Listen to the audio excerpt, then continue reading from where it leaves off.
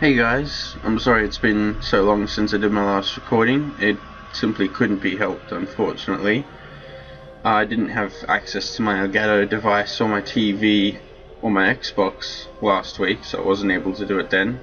But up until the 27th of November, I'm going to be pretty busy doing my course and 3 games that I'm working on at the moment. So with my course, I'm coming up to the end of it, and I've just got a lot of study, revision, exams, tests, assignments, projects to do for that. And the last of those exams is on the 27th, so that's pretty much the end of all the work that I have to do for the course. And in terms of the games, I'm helping my brother build one for his multimedia class at school as an assignment that he has to do, and he wants to use the GameMaker engine, and since I'm pretty good at coding in that, I'm helping him out with that. It's going to be a really fun tower defense game, possibly web-based. If you've played Bloons Tower Defense, that's kind of the feel that we're going for. The second game that I'm building is with a friend called Dimitri, who did the same semester 1 class that I did for game development at my TAFE, and we worked on a small assignment together, but he dropped out and he's just going through the diploma semester right now, and I've been helping him do coding on his mobile game called Shoot Shoot, which looks like it's going to be a lot of fun. I just helped him out with implementing a new gun type just yesterday, and we may or may not keep it, but that's beside the point. The third game I'm building with Tribus Studios, and it's called Viking Conquest at the moment. We may change the name, but we're doing a big game break alpha test on the 27th of November at 6 PM in our TAFE J building, and essentially we're inviting people to come in and try and break the game as much as possible so that we can fix bugs that are in there that we can't find. So that's going to be up on our Facebook page as an event, and we'll do recordings on the night and upload those to our YouTube channel. So yeah, that's what's going on for me between now and the 27th. And then after the 27th, I'm going to have a lot of time to do more YouTubing and maybe even some tutorials on web development or GameMaker, perhaps. In any case, I have been playing a little bit of Destiny yesterday, and I am now really cool. I'm level 23 now, so it seems that even a small amount of light can boost you quite a way up in terms of your light level. This one helmet jumped me up from level 21 to level 23 by itself, and as you can see, it's only got 18 light, so you can really get a huge boost from a single item. And this is also my first legendary piece of gear, either a weapon or armor. I've still got the same old cloak that I've had for a little while, although I didn't have it in the last recording, I don't think. I got some new boots, and I've gone through quite a few new gauntlets actually. I've got a new rocket launcher, quite a few new weapons. I'm trying to stack up as many as I can, so having one for each damage type in the specials is really useful, I think. I just need one more sniper with solar damage, and then I've got the full set. But there's a lot of uncommon items still. I started using pulse rifles yesterday, and I found that pulse rifles are actually quite useful. They're really, really powerful if you're very skilled and precise with your aiming. And this one is the Stranger's Rifle, which you get at the end of the Black Garden mission, the last mission in Destiny, which I played yesterday. And it's a really, really nice weapon. There's a lot of cool mods for it. Unfortunately, it's not legendary, but it is really powerful. And the description is really interesting. Ghost's analysis suggests this weapon has been exposed to incredible forces and that parts of it shouldn't yet exist. So that's interesting, but there's a lot in here. There's a couple of things that actually use helium filaments. This one is quite interesting. Weapon parts. Yeah. So this is the first weapon I've got that actually requires helium filaments to upgrade. Or even weapon parts, really. No, that's my mistake. No, a couple of them have used weapon parts, but mostly it's just glimmer. Most of the time. I've got a new armor shader. So this gold one. I've also got the Jester Apogee I had for a while in my vault, but I forgot about it. This one, Achilles, I had for a little while, but in terms of my current armor, the helmet texture is a little weird. It just stands out relative to everything else, and this armor shader brings it in line so that everything matches, which is really cool. Yeah, so that's my character at the moment, my hunter, and I have quite a few upgrades now, so I'm really getting well on my way with the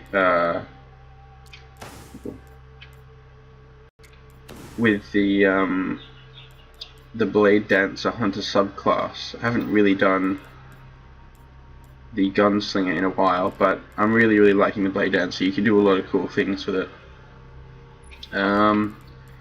This one here's the Arcblade, the Super. This one I was using for a while. Basically, you just stand in a single spot and you press the right trigger, and you do this swirly spin thing, and you essentially do like the Fists of Havoc kind of damage. It's like a shockwave that goes out in all directions from you, and it's really good for just landing in a group of enemies, and you just do that and you take them all out. Works really well against goblins, I found. The Razor's Edge, so this one is the one that I've been using for a little while, and essentially it's a directional blast, like a shockwave that runs along the ground, but it's in a specific direction. So it's a little like the Cabal Scion's Psychic Wave or Psy-Wave, whatever it is. So it's really nice. And so I was wondering at one point how these other hunter players were going invisible, and this is how. It's this upgrade for the Blade Dancer subclass, the Stalker. So you essentially crouch in place for a little while. I think it's about 2-3 seconds. Sometimes it takes a little bit longer, I'm not sure why. Possibly the coding isn't resetting or whatever, but you get invisibility for about 10 seconds, which is really nice. So if you're getting pounded, you can just sit behind something and sneak, and then they'll go off somewhere else and you can take an enemy from behind, sneak up on them. Really effective. The Arc Bolt Grenade is essentially a shock grenade, but I haven't been using that. The Flux one that sticks to enemies is really useful. Yeah. So that's what's been going on, but I'm going to play a bit more story for you guys now that I've got those announcements. What I've done now, what I did yesterday, was the Buried City, and then a Rising Tide, and lastly the Black Garden. So I'm going to go through those in that order. And playing by myself, being level 21, it's not all that difficult beating it on level 17 or even level 19. It wasn't too hard, and now that I'm level 23, I think I'll probably go for level 22 difficulty. See how I go.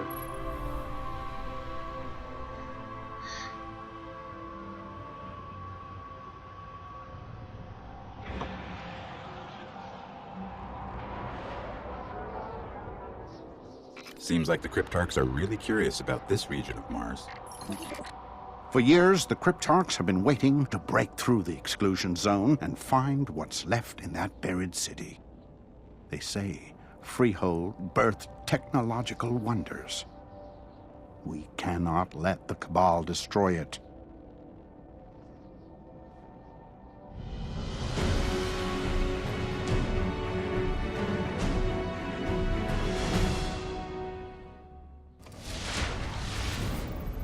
The Cabal could have leveled that entire city. If they haven't brought it down yet, they must have found something valuable. We should track them, see what they're after.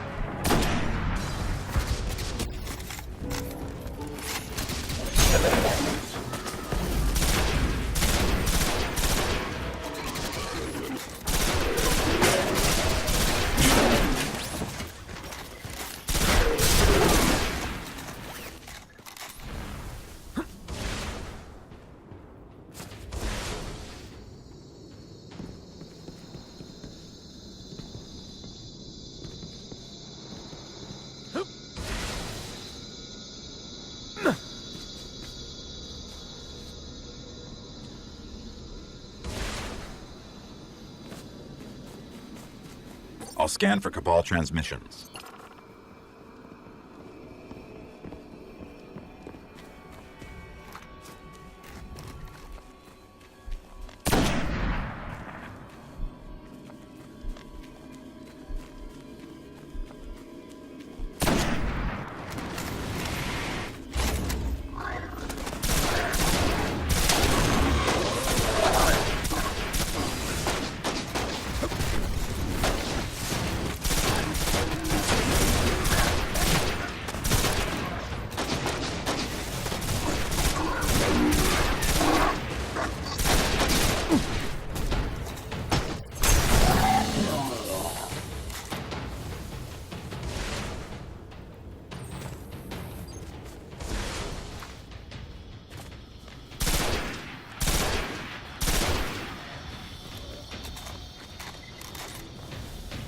I've got something. Inside Building 5.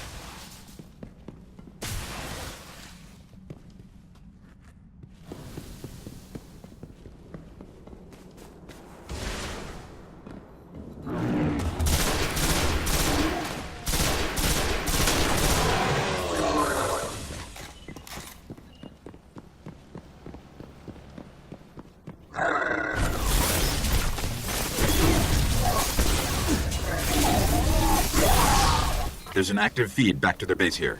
Let me listen.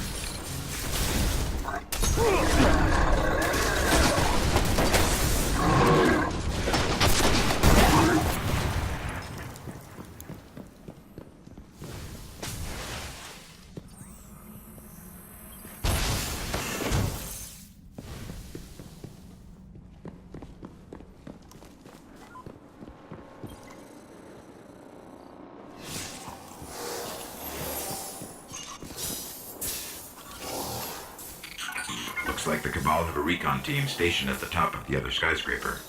They must have found something interesting. Let's check it out.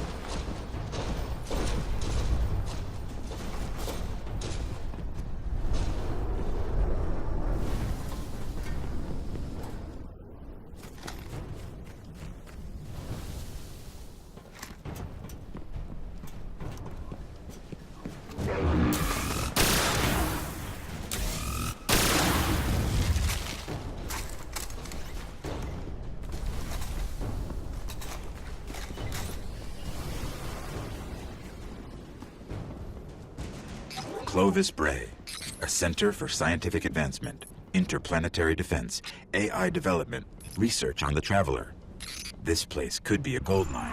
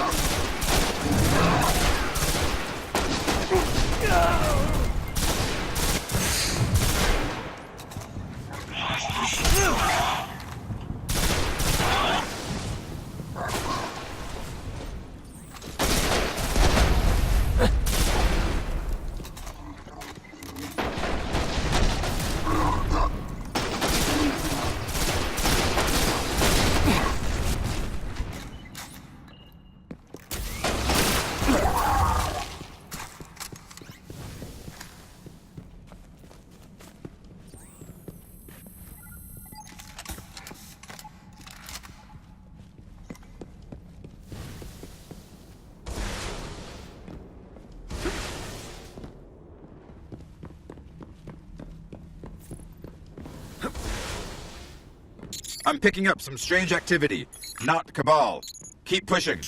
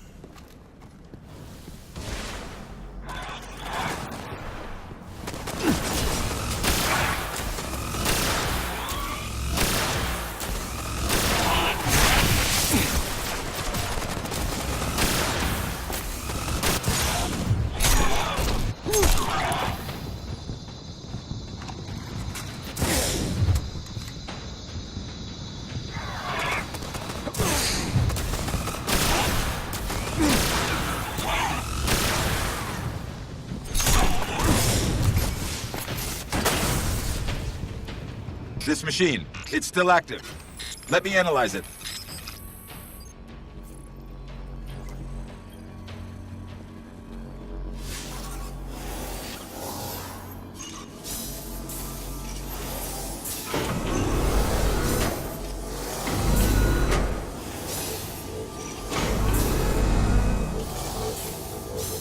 This AI once connected to the war mind of Mars. Нет бессмертия души, как нет и добродетели. Значит, все позволено. Rasputin's controlling it. I can't get in, and neither could the Cabal. He's everywhere now.